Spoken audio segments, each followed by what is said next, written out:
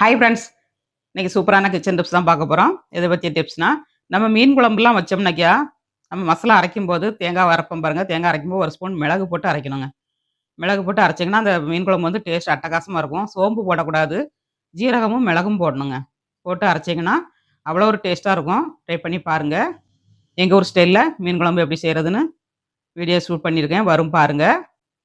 Video பிடிச்சிருந்தா like பண்ணுங்கள், share பண்ணுங்கள், கமெண்ட் பண்ணுங்கள். முதல் முறையாக பார்க்காதா சப்ஸ்கிரைப் பண்ணி வைங்க. அப்போ தான் நாங்கள் போடுற வீடியோலாம் உடனேக்கு உடனே அப்டேட் ஆகும். 2 சேனலுக்கும் ஆதரவு கொடுங்க.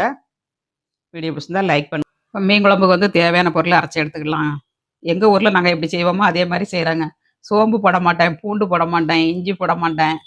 இதெல்லாம் போடாமல் தான் நான் வைக்க போகிறேன். வெந்தயம் கூட நான் தாளிச்சத்தில் போட மாட்டாங்க. வெந்தயம் வந்து எல்லாருக்குமே ஒத்துக்கொள்ளாது. வெந்தயம் போடும்போது உங்களுக்கு மீன் குழம்பு டேஸ்ட் கொடுக்கும். நான் கொஞ்சம் வெந்தய குழம்பு வாசனையும் வருங்க. அதனால நான் வெந்தயம் போட மாட்டேன். எங்கள் ஊரில் தாளிக்கவே மாட்டாங்க மீன் குழம்பு. அவ்வளோ ஒரு டேஸ்ட்டாக இருக்கும். வெறும் சட்டியில் போட்டே நாங்கள் விரைவி சாப்பிடுவோங்க. அப்படி ஒரு மணம் மணக்கும் மீன் குழம்பு வந்து.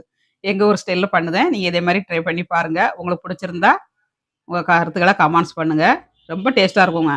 மீன் குழம்புனா இப்படி தான் இருக்கணும் அப்படிங்கிற ஒரு முறை உண்டு. அந்த முறைப்படி செய்யுங்க, சூப்பராக கிடைக்கும் உங்களுக்கு. இன்றைக்கி எப்படி பண்ணுறதுன்னு பார்க்கலாம். இது தேவையான பொருள்லாம் எடுத்துக்கிடலாம். 1/2 ஸ்பூன் மஞ்சள் தூள், அப்புறமா 1/2 ஸ்பூன் ஜீரகம், மிளகு 1 ஸ்பூன் மிளகு போட்டுக்கோங்க. மிளகு தான் இதில் வாசனை நல்லா கொடுக்கும். மிளகு போட்டுக்கோங்க.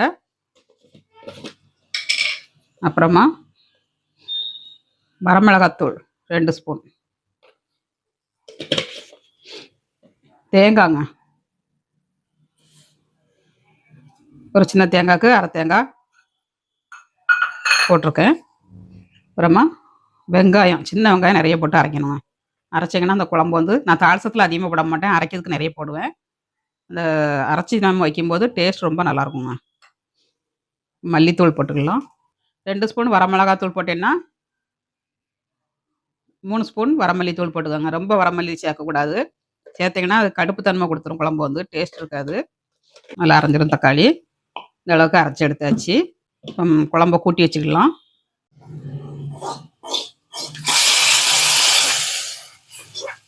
அருமையான மீன் குழம்பு ரெடி. நாக்கில் எச்சி ஒரு அளவுக்கு மீன் குழம்பு ரெடி ஆயிடுச்சுங்க. வாங்க எல்லோரும் சாப்பிட்றதுக்கு. நாளைக்கு இன்னொரு டிப்ஸோடு பார்க்கலாம். பாய்.